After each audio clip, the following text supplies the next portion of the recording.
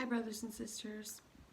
Just wanted to make a really quick video here and share a little bit of what has been going on in my walk right now, because I think that you might either find some nuggets of information going forward in yours, or could possibly give you some answers to what's happening in your walk currently. So first off, I want to mention that my grandson is up. He's not feeling very well and he's running around and playing, so he may by chance make a cameo appearance. So I just wanted to give you guys a heads up if he does. But what I wanted to share with you guys is what the Lord has been showing me about the walk of the 144,000. The Lord has led me to a different quite a few different types of videos, different avenues, scriptures. He's just been speaking to me through everything that he's putting in my path right now. But what he's been showing me is that the 144,000 who are called and chosen are not guaranteed their position. They're offered this position. It's being offered a mantle and a place in the war that the Lord is going to fight against the enemy. But with that comes a requirement on our end to be able to qualify for this position. I used to think that if we were called for this, if I was called for this, that the Lord would seal me and make me holy for this calling that He's given me. But what the Lord has shown me is that you are not sealed until you are holy. So it is the holiness that is the seal, the holiness to the Lord, that is the seal that will be placed on your head and give you the ability to be able to walk out this calling. So with that being said, the Lord is showing me what holiness means, and I'm going to put in the description box just a few of the verses that He's been given to me, because there are so many. But I want to show you how the Lord began showing me this holiness, because through suffering and pain, or through things that happen in our lives, and we then are taught. It's the things that we struggle with. It's the things that we have to overcome. There's something in the learning of these things that we have to endure and go through. So what happened was about 6 weeks ago, actually 6 weeks ago yesterday, I randomly broke one of my toes on a bag that my husband had set down in a dark room. He was leaving to go out of town, and I accidentally kicked this bag on the way into the room, and I snapped my toe. And so it was extremely painful and excruciating, and I was in shock that it even happened, but it did. That happened on a Monday. Then that Friday, I misstepped, broke 2 more toes and my foot. And I was completely taken off guard by this. But I want to explain something, a little sidebar. I had been struggling with a particular person that the Lord had put in my life, and both days that this happened to my foot, I had interactions with this person. And on the second day, when I broke the other 2 toes in my foot, when it happened, this particular person was with me when it happened. And the crazy thing is, I misstepped, and I didn't realize at that point that I had broken my foot. But for the next 4 hours, I ministered to this person, and I listened to their story. I listened. It's a female. I listened to her story. She shared things with me, intimate, deep, personal things that the Lord began revealing to me. This is why she is the way she is with you. This is why she's struggling. And so I felt connected to this girl. I felt like, wow, like it was becoming clear why I had such friction with her. But then it was also becoming clear at the same time why the Lord was opening the door for me to be able to understand why she's struggling the way that she is. So, 4 hours I ministered to her, shared Jesus, gave her the love of Jesus. And I had talked about Jesus with her before, but this time was different. And when I came into the house, because we were outside during this 4 hours, when I came into the house, I was hit with this instant nausea. It was so bad. Not only did I have this nausea that I could not control, I also had pain in my foot that I had never experienced before. The whole time, she's still texting me, thanking me for spending this time with her, thanking me for sharing Jesus with her, thanking me for being there for her when her own mother has never been there for her and her family has turned against her. And so she's going on about all these things that she's seen Jesus do through me as this vessel.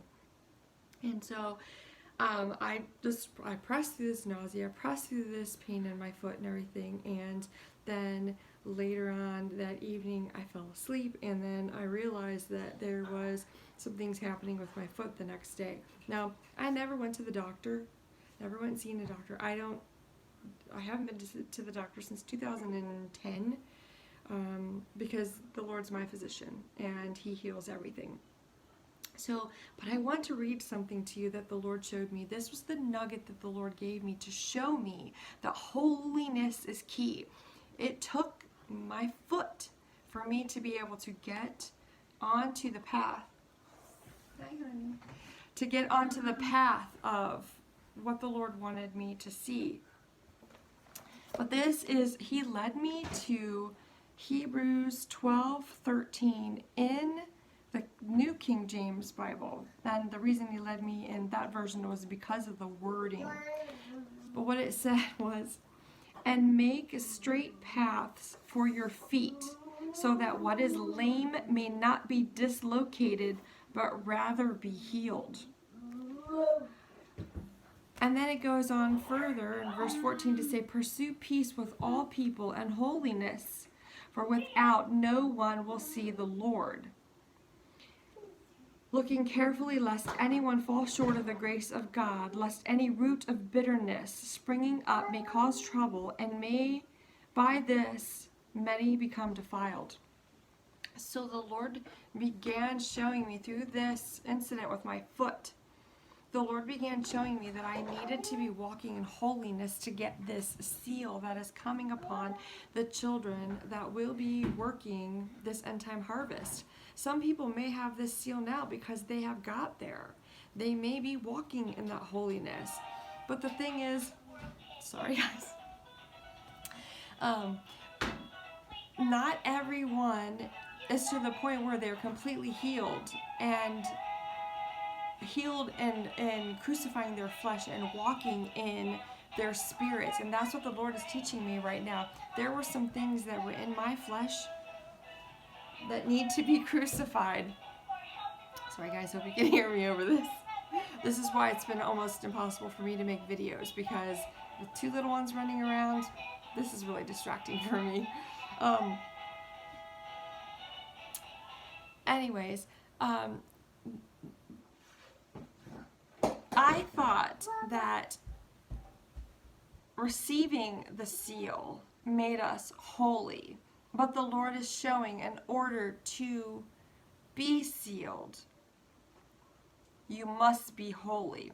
So it's almost, people think that it's hard or it's impossible to walk in holiness, but we have to remember that Jesus, Yahushua, walked in holiness. He was an example of what we need to be in these days. He was living waters. They flowed through his body And that's what will happen with us. But we have to empty ourselves of ourselves in order to be full of the Lord.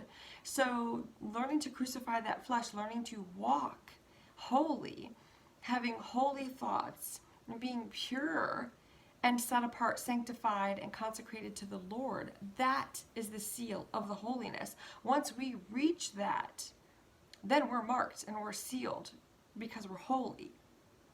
So the Lord has been striving and showing me what holiness means and what I need to work on, what I need to change in my life, the things that I need to overcome in my life, and that when I do overcome these things, when I do crucify the flesh of these few things that I've been struggling with, and I'm just being transparent with you guys, then I will be at the point where I can be sealed.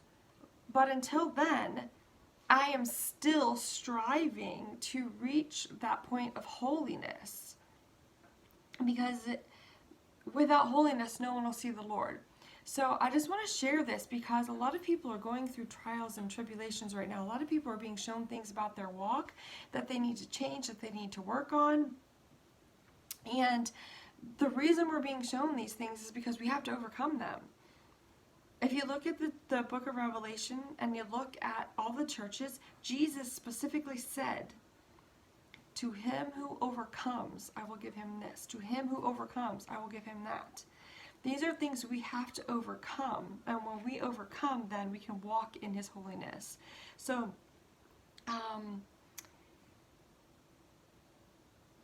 the Lord told me, everything pretty much on my foot has been healed except one toe. I'm still working on one toe. And I believe that this one toe is a thorn that has been given to me to help me walk humbly and help me to continue to pursue what the Lord's asking me to do. So yesterday when I asked the Lord about my foot, the Lord told me that my foot was healing, that it may not be in the speed that I want it to heal, but then the Lord told me that there is something to learn in the journey to full restoration. So, and then he said, learn my ways and walk in my ways, and you will not fulfill the desires of the flesh. So, the reason I'm sharing this today is to let you know that we don't want to be like Esau. Esau sold his birthright. He sold it for a bowl of lentil soup. And that is what will happen if we miss this mark and we don't do the things that we're called to do to make ourselves pure and holy so we can walk out the calling and the purpose that the Lord has for us in our lives. The Lord will do his part. We have to do our part. When he shows us what to change, we need to put it into play. We need to change it. We can't just say, okay, Lord, I'm just going to sit back. You do what you need to do in me, and then everything will be fine. No, you have to walk it out.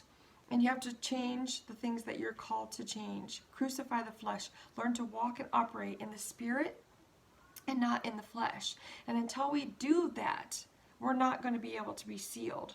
So the enemy is trying really hard to keep God's children from being sealed and overcome these things.